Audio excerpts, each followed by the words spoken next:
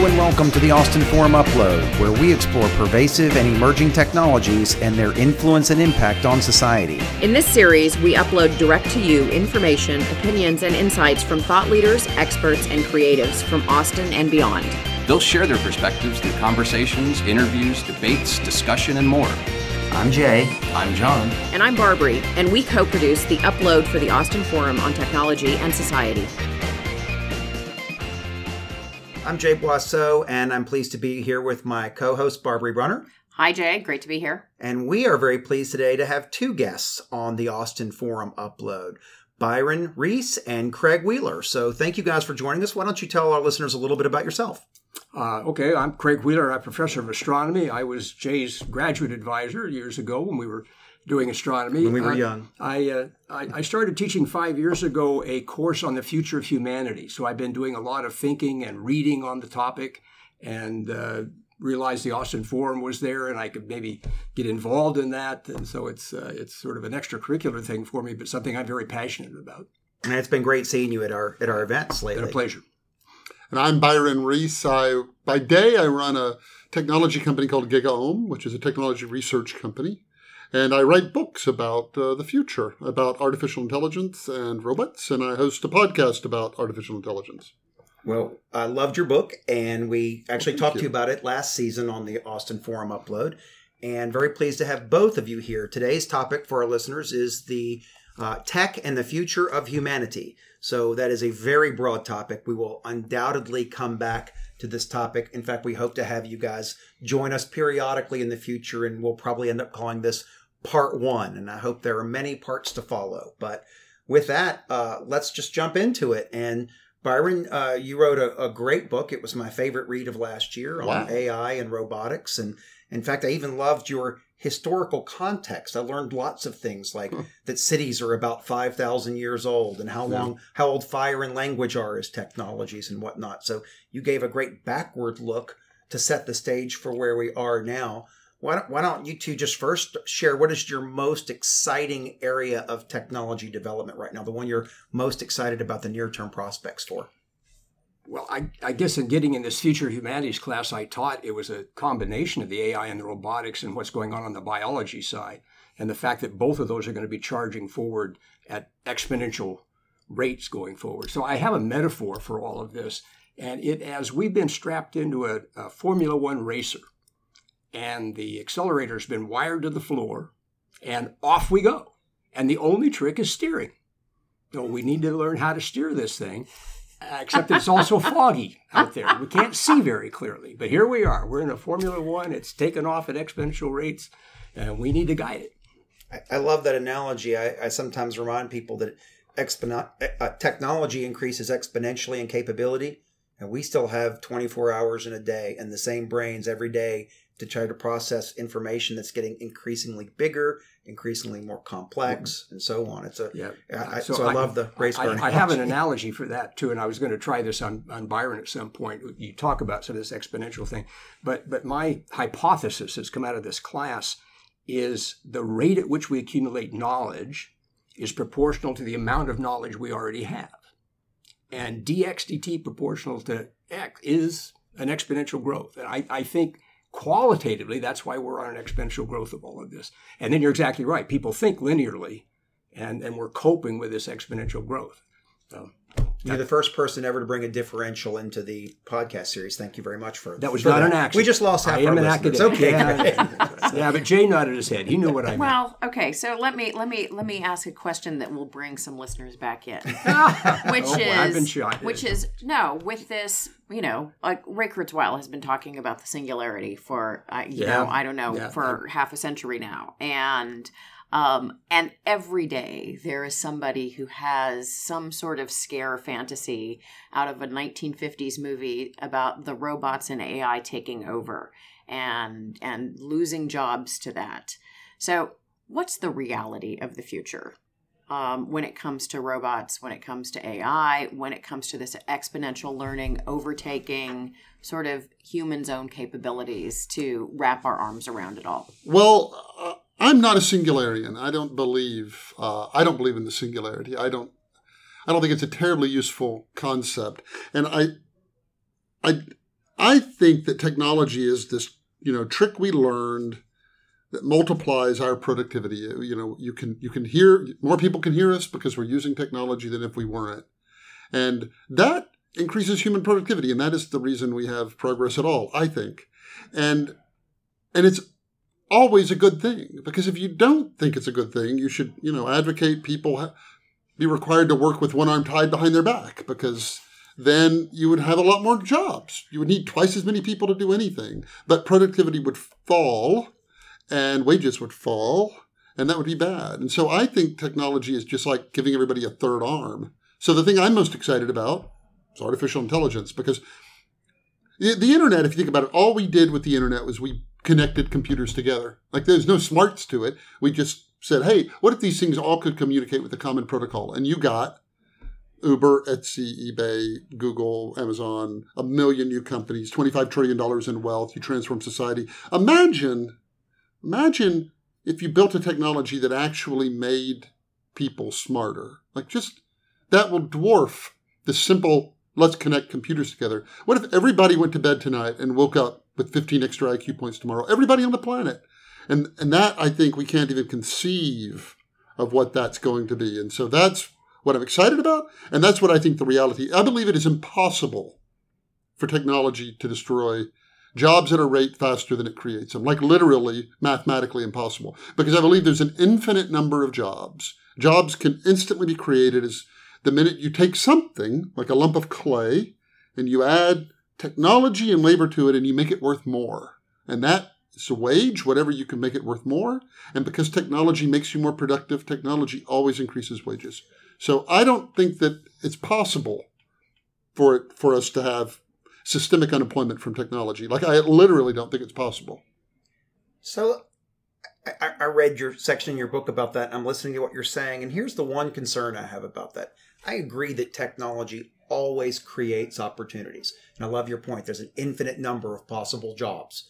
So I tend to agree that where technology often destroys jobs, specific jobs, it creates as many or more. Obviously, our unemployment is doing pretty good right now in the advances of technology. So I guess my one concern is technology, as it continues to change exponentially, which means the absolute amount of change today is greater than the absolute amount yesterday. And the absolute amount of change tomorrow is greater than today. But we have these same minds and these same timescales. Is the rate of job destruction and creation going to outpace people's ability to retrain, such that we always have the potential for jobs, right, but we have increasing shortages of talent for jobs or trained skills for jobs while other people are suffering? You just put the AI in your head that you become a superhuman, and then you learn to keep up with it. I don't think that's possible. And the reason is people say this a lot. They say, look, technology is great at creating great new high-tech, high-pay jobs like a geneticist. And what it does, unfortunately, is it destroys these jobs, low pay, low skill, like order taker at a fast food place. And then what people say is, do you really think that order taker can become a geneticist? Are they going to have the skills to do this new job of tomorrow? And that isn't what happens at all, though. What happens is a college biology professor becomes a geneticist. And then a high school biology teacher gets the college job. And then the substitute teacher gets hired on full-time at the high school, all the way down the line. So the question isn't, can the people who are displaced do the new jobs? The question is, can everybody do a job a little harder than the job they have today? And if the answer to that is yes, which I emphatically believe it is, that's 250 years of economic history in this country. Technology's always destroyed jobs at the bottom, created jobs at the top, and everybody shifts up. And that's why I think the half-life of a job is 50 years. I think in this country we lose half of the jobs every 50 years. I've worked very hard to figure this number out. And yet we've never had unemployment over 10%. Other than the Depression, we've never had unemployment over 10%. Not even for a moment. Not even when steam came and displaced all the Teamsters, or electricity came, or any of these things happened. You can't look at an unemployment line and tell me where those technological changes happen, because it's impossible for it to destroy jobs like that. But here's what happens, and then I'll be quiet because I want to hear what everybody else has to say. I'll say just one more thing, which is, if you went back 25 years and said to people, hey, we've got this internet that's coming out, and in 25 years, billions of people are going to use it. What's that going to do to jobs? You would have said, well, the stockbrokers are probably going to lose their jobs, and the and the travel agents, and the yellow pages will go out of business, and the newspapers won't have circulation, and the post office won't deliver as many letters, and you would have been right about every single thing. But you would have never seen any of the stuff that it created. You would have never seen Etsy and eBay and all of that. And so that's the thing, is you can always see what it destroys, and you can never see what it creates. And that gives the illusion that you're going to have a net loss, but it never happens. So all that is true, but I think we still, going back to my Formula One analogy, I think we have to steer this thing in some way. So I don't know that you're advocating a complete laissez-faire, let's just let everybody do what they want to do, that you have to make judgments about whether some of this technology is good for science, good for society, good for people. Is some of it not so good? I think there has to be some feedback. I think conversations like this are exactly what one has to have an educated society. But an example right now that I'm interested in is San Francisco passing this rule that you can't do facial recognition, or the police can't do facial recognition. And it's not a statement that you should never do facial recognition. It's a statement that, wait a minute now, if we start doing this in a blanket sort of way, is that healthy? Or do we need to really understand the implications of widespread facial recognition before we implement it? So it's a little bit just a control on the system is, I think, what I'm advocating, is thinking about it, trying to anticipate it. If I quote a quote that you quoted, predicting is really hard, especially when it's about the future. and that's what we're trying to do, is to get a handle over that, to know how do we proceed in an ethical, socially conscious way. And I'm not sure that will happen exactly by accident without thinking about it carefully.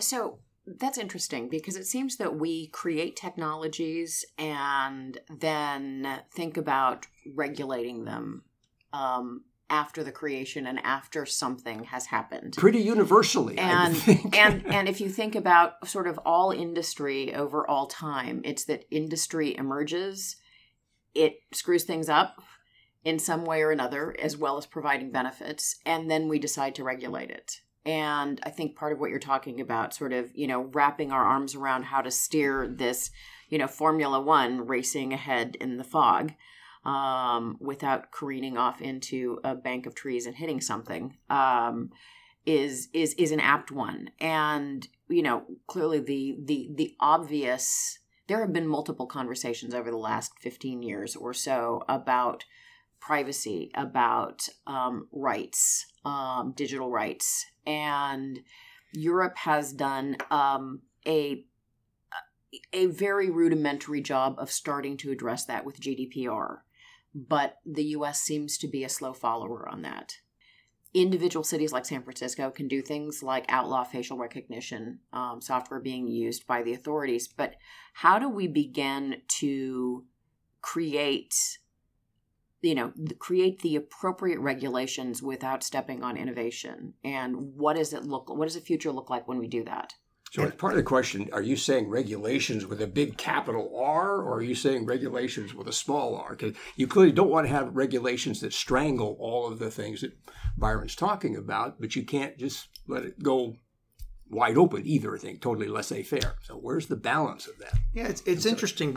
Byron's answer to my question was interesting in the sense that the rate of job creation will be greater, that it's not a question of an unskilled person suddenly getting the high-end job, but everybody moving up. I still have questions about the rate of change and whether some people won't be able to even get to that next level. I certainly believe it at the macro level, what you said. I do wonder if the rate of change is such that at the micro level for individuals, it will get harder even to move up to that next rung as the rungs are moving faster. But I don't have an answer for that. And I love your positivity. The historical data so far bears out that we'll be okay in that regard.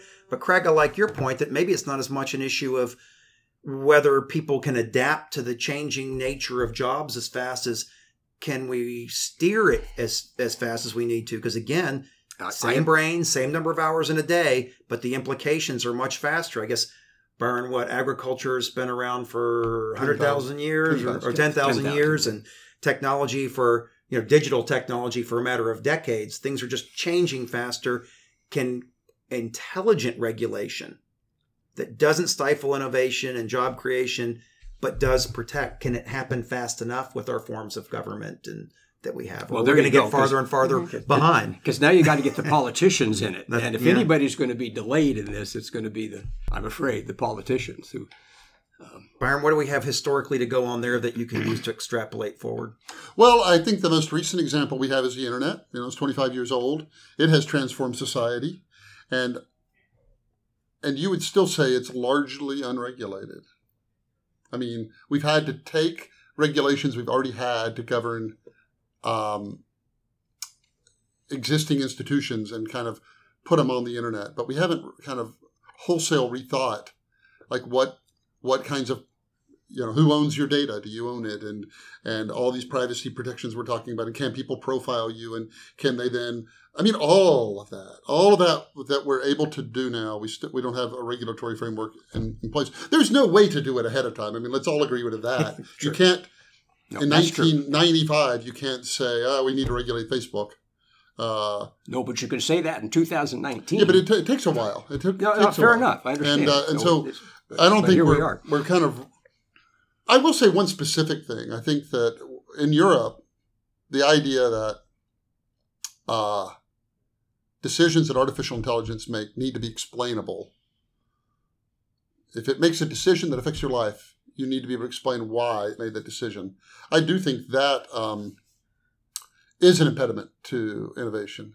Because sometimes, if you went to Google and you said, I rank number 4 for the search Austin swimming pool cleaning, and my competitor ranks number 3, and why are they 3 and I'm 4? Google would say, I don't know. I have no idea. There's no way to know that. And that's the way AI largely is. A lot of times, it just makes the prediction it makes because you look like the people that do whatever. And sometimes there is no why. And making it that there must be a why, I do think kind of inhibits the advancing of that technology. That will take some adjusting, though, to the idea that we will never really know why the AI is doing what the AI is doing. Do you know why you make the decisions you make? You have a narrative. You have a narrative of why, but is that really true?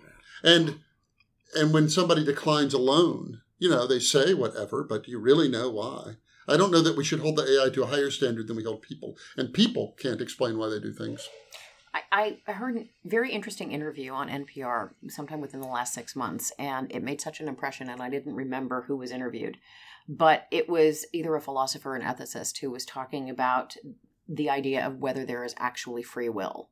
Mm-hmm. And his answer was no, there is not, because basically... if you stack the algorithm of human behavior, of all human behavior in a certain way, which includes all circumstances, all events, all behaviors, all interactions, that if you had two people who had exactly the same algorithm of life, that they would have exactly the same outcome.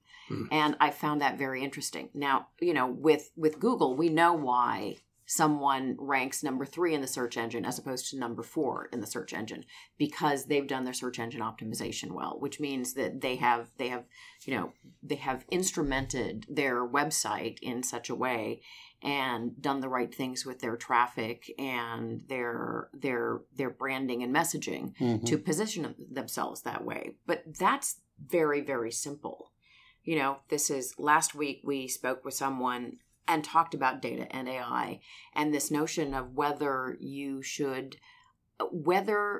companies, especially where their AI has a critical path impact, should those algorithms be transparent? Should they be available for examination? And I think this again goes back to what sort of the big R or the little r of regulation. Where do we draw the line between needing to big R regulate because people can't small r or are unwilling small r to regulate themselves? My take on that is, I would take issue with you saying we know why one's 3 and one's 4, because in 50 billion pages, Google says this one's 3 and this one's 4. And tomorrow, they may switch, and one may be 4 and one may be 3, and nothing changed. And it's because they have 800 different factors that all play in, and it's all this gigantic mess of a web that has all of these factors and everybody doing these things and people social mentioning these and thousands of things happening every minute that somehow makes that happen. normally the way AI works is it's actually a very simple technology. It says, let's take a lot of data about the past, let's study it and make projections into the future. And that's it. And so all it really says is, based on all of this data in the past, this is what I think is going to happen. But that doesn't mean there's a why behind it. Or think of it this way. If you took an AI and gave it planetary motion, what every planet's done for the last 1,000 years, it can predict where the next eclipse, but it would have no idea why.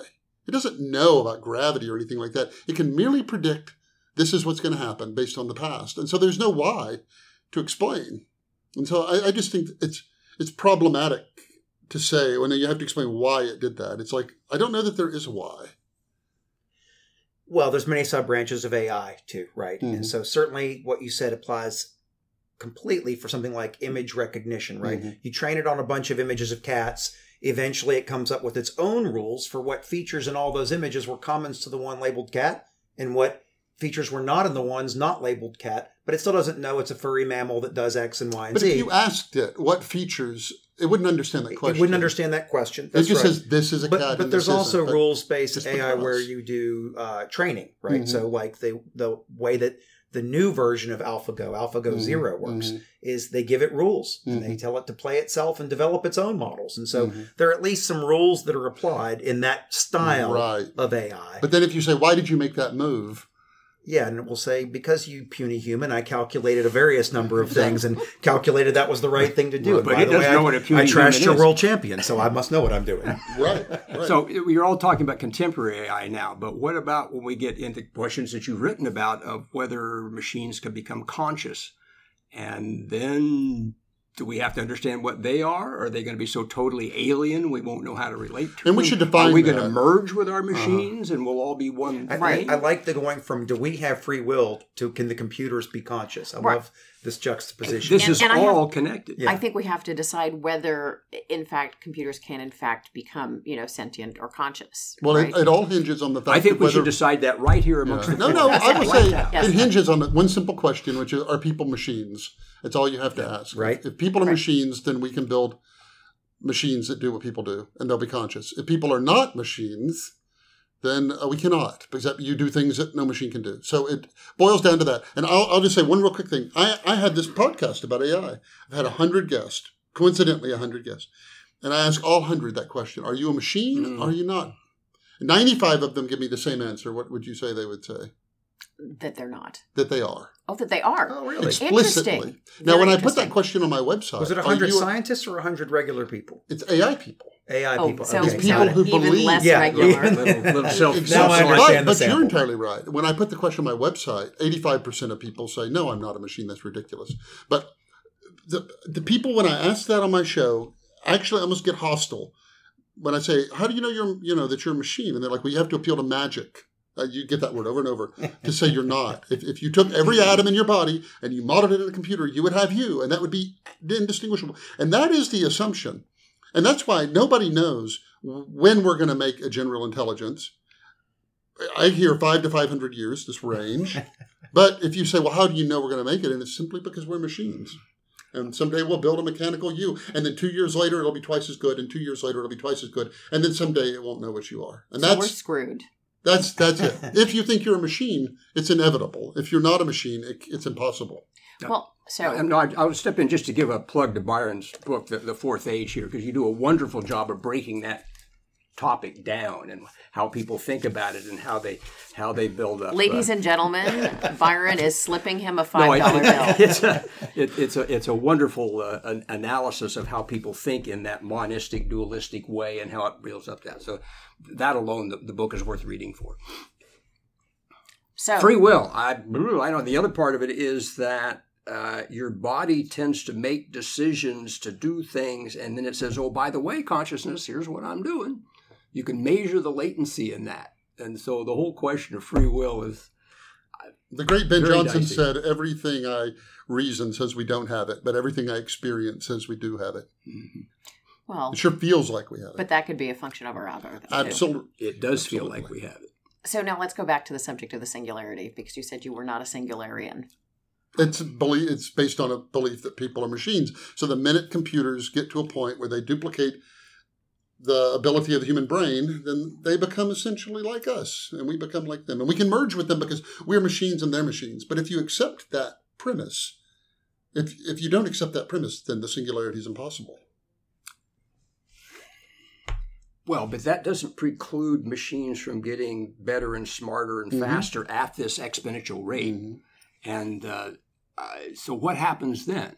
It's calculators that have more digits on them, but there's still, this iPhone doesn't become something better. It becomes something qualitatively different when it's 100 times better and when it's 1,000 times better. It's not a different kind of entity at that point. Or if we're machines, maybe it does. It becomes conscious. It experiences the world. And by the way, for the record, we do not want to make conscious machines, because the minute you make conscious machines, you can't have them plunge your toilet anymore. Regulation. So how do we suppose it is possible? Well, I don't know. How do we avoid making conscious machines?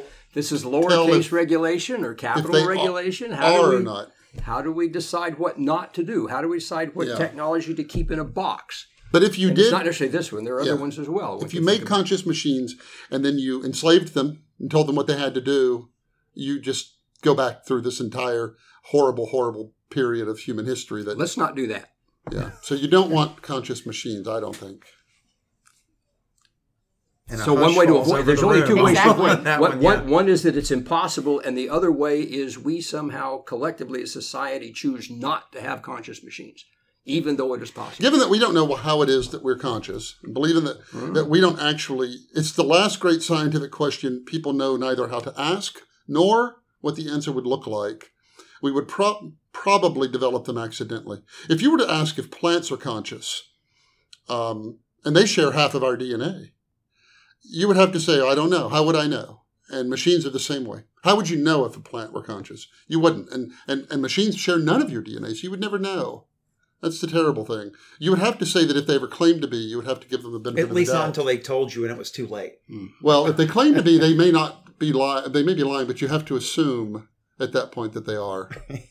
Well, I don't believe think you. that plants are a little conscious, and I kind of think you three are conscious too. So. What about the Earth? The Gaia hypothesis? I kind of invented the Gaia hypothesis for myself back in the 1970s, and. What about the sun? Could the sun be conscious? Can galaxies laugh? There's another one. Children all around the world, when they draw an outside scene with the sun, what do they always put on the sun? A smiley face. Smiley face. Yeah. Well, okay, so let's sort of take it back a little bit, because we're quickly approaching a conversation about proofs for the existence of God. So if is God a machine? And I've just lost the users that we didn't lose earlier, I'm sure. But okay, so we're all just a simulation. We could go into that one. I'm sorry. Go ahead, Barbara. People are terrified of AIs being corrupted. Corrupted. Yes. So, and used for nefarious purposes. There's and I don't know if it's all the 1950s sci-fi movies that, that people grew up on, or whether it's just this fear of the supernatural and the capacity of technology to do things that amaze us has become effectively almost supernatural to some people. But there is almost an unreasonable fear at this point in the general population of the evil of technology and AIs being used for nefarious purposes. I want to distinguish when you say for nefarious purposes. Do you mean people using AIs for nefarious purposes, or the AIs developing a model that causes them to act in a way that would seem nefarious to us? Because the former is absolutely going to happen. Right.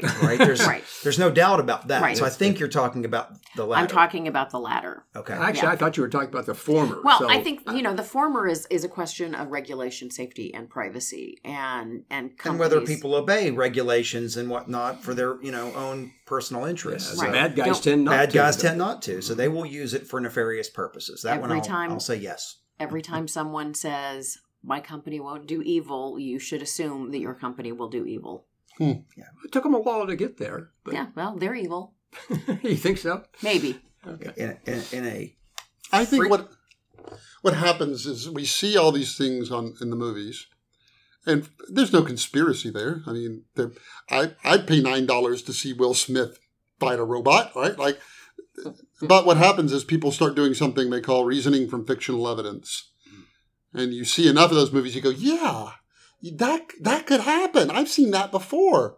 And again you see it, and you start concluding that is what will happen. But if you say, what independent evidence do we have that these things are going to have a will? Or there is none. There frankly is none. It makes good movies. It makes good Black Mirror episodes. But unfortunately, there's no show called White Mirror that shows you all these positive. But a technology doesn't have to have consciousness or free will or anything like that to act in a way that a human could deem nefarious. If the data that it accumulates is such that the model is trained, the Microsoft Tay was a good example, right? People fed it data that turned it in 24 hours, turned a chatbot into a racist, sexist, misogynist chatbot, right? And that was an extreme example of letting something outside the box without testing it against... Well, we now have the Russian elections and all this polluting of the...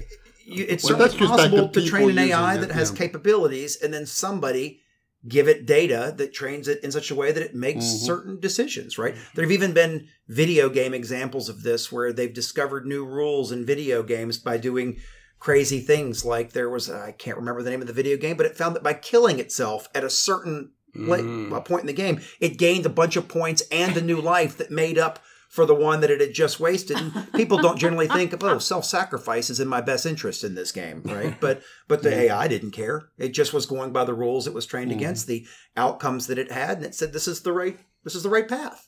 So without any regard of good or evil or right or wrong. So there is that danger, and I think that is something that, I'm not quite to the Elon Musk level in this at all, but I do think it's important that we always ask these questions, and I'm glad the AI community is mostly open, mostly collaborative globally. There's certainly militaries in different countries that are doing different things, but it's generally a global open research community sharing results pretty broadly and having some of these concerns and talking about them at least. I don't know what the answers are going to be because it's changing so fast. I don't know whether it's just because I've been thinking about this for 5 years now, but my impression is there's much more conversation on these topics than when I started teaching this class 5 years ago.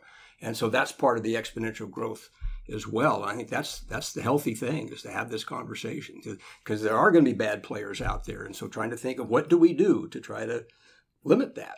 There are going to be a lot of people who say, I'm developing this technology because I can. And that's going to drive it. That's a healthy thing at some level. But there has to be something that puts some brakes on it a little bit and tries to steer the car.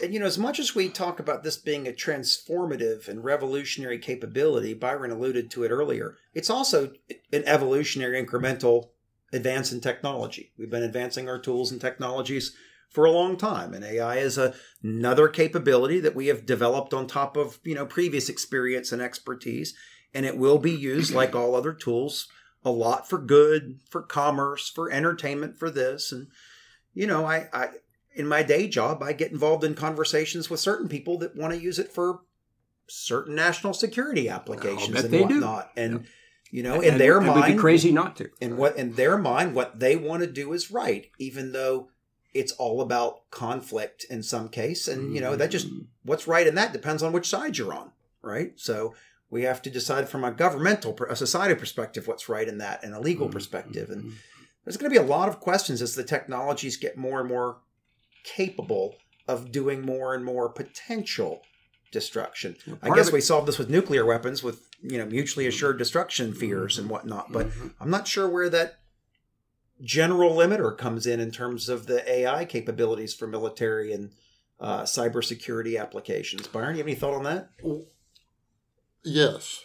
AI is a particularly trick. And again, to differentiate between a general intelligence, this smart, creative robot that, interestingly, very few people are working on. Probably a dozen entities are working on that. 99% of the money goes into these narrow AIs. I don't know that it is regulatable in that sense for war, because AI has no definition. And so you could say a landmine is a kind of AI. If weight of object is greater than 90 pounds, explode.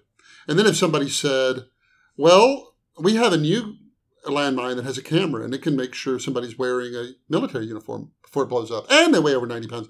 That's better, and you're like, oh, I guess that is better. And then somebody says, we have one that can see if they're wearing a uniform and sniff to make sure they have gunpowder near them, like they have a weapon, and they weigh more than 90 pounds. Then we blow up, and that's better, isn't it?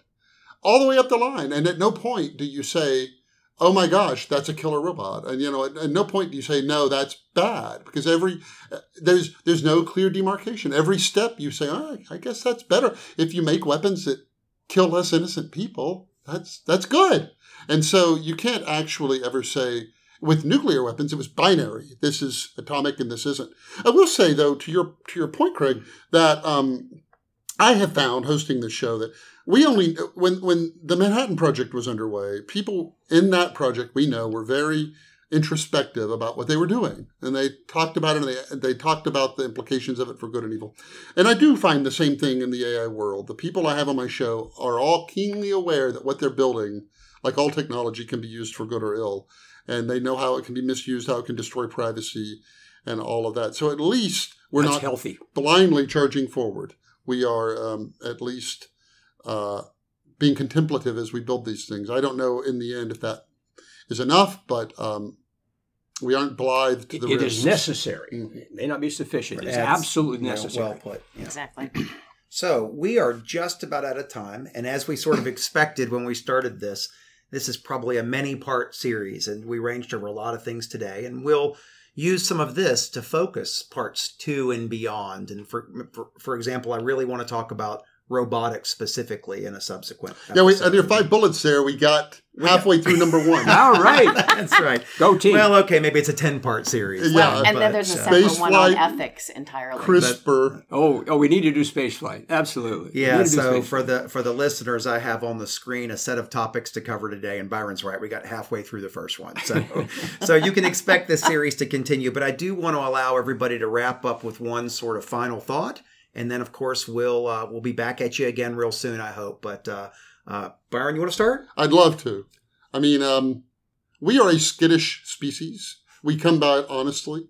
Somebody said, it's better if you, back in the day, if you saw a rock and thought it was a bear and you ran off, than if you saw a bear and said, it's just a rock and stayed put. So we're skittish and we're nervous and it has served us well. There was a point in time where there were just 1,000 or so breeding pairs of humans left. That was it. We were an endangered species, and we made it to here.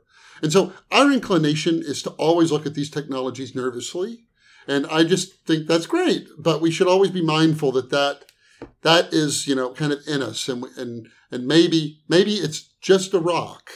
It's not a bear. It's just a rock, and it's going to be okay. Well, I'll put an astronomical perspective on it. There's nothing guaranteed except death and taxes, and I'm not so sure about death anymore, which is something we could talk about. But on an astronomical timescale, I will say this with great definite confidence: 1,000,000 years from now, there will be no Homo sapiens. And so, how do we get from here to there in a healthy way? Because there's not going to be any Homo sapiens 1,000,000 years from now. Well, that was a big final point there. That was... You don't believe there'll be any Homo sapiens? Well, we'll either be something else or extinct. Something else or extinct. There were no Homo sapiens 1,000,000 years ago. We clearly have to have a part 2 to explore that question, but we'll go with Barbara's final point. And I think, I'm going to go home and think about whether I really believe that I'm a machine or... and what the nature of the soul is if it exists, which I think are fascinating things to contemplate. I think the thing that still plagues me is this issue of ethics and the ethical concerns around technological advancement and all of the implications for individual humans as well as humanity. And I don't think that we haven't found a good way to regulate bad people over the course of thousands of years. Bad people exist. They do bad things. They use whatever tools they can in order to do bad things and to further their own cause, some of which is just doing bad things. But I think how do we institute a set of ethics that are universally accepted and recognized in the same way that we have with, say, nuclear weapons around technology is sort of one of those things that sort of weighs heavily on me on a regular basis.